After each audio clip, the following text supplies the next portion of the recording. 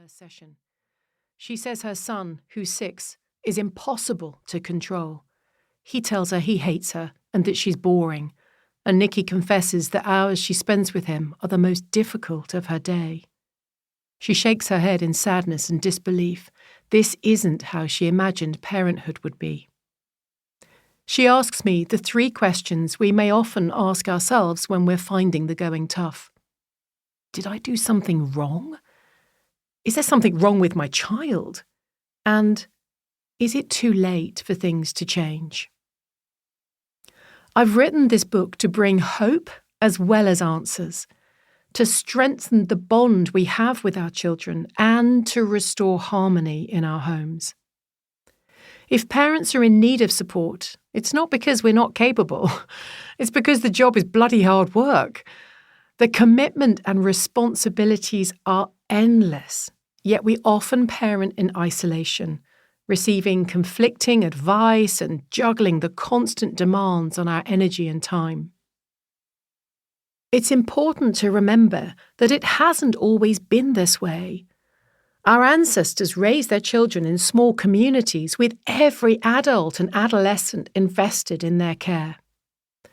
The multi-generational parenting model made for a strong socializing force and supported parents to nurture their children intuitively, guided by ancient wisdom passed down through generations.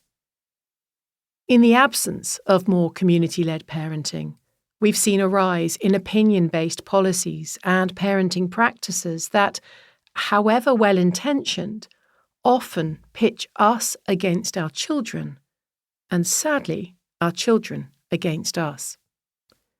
None of us wants to be locked in battle with our children. Certainly, it won't bode well for when they're much bigger-bodied teens. If we want to ensure our children's good mental health and enjoy a happy, healthy relationship with them for life, we must learn from recent discoveries about child development and specifically neurobiology. They shine an extraordinary light on why our children behave the way they do. What the research in these fields has revealed is both exciting and profound, and can literally change our lives. This is why it's vital that science forms the bedrock of this book. As well as allowing us to trust our instincts and parent more confidently, it confirms what our ancestors intuitively knew, that our children are deeply feeling rather than thinking creatures. If we are to better understand them, we must become more deeply feeling creatures ourselves.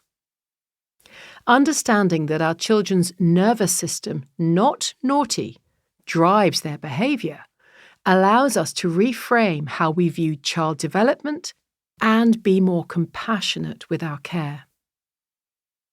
Often we continue to do things because that's how it's always been done. More recently, the word discipline has been associated with punishment or harsh measures to keep children under control. Yet discipline derives from the Latin discipulus, which means to learn. I'll demonstrate that we can teach our children how to behave without the need for punishment at all.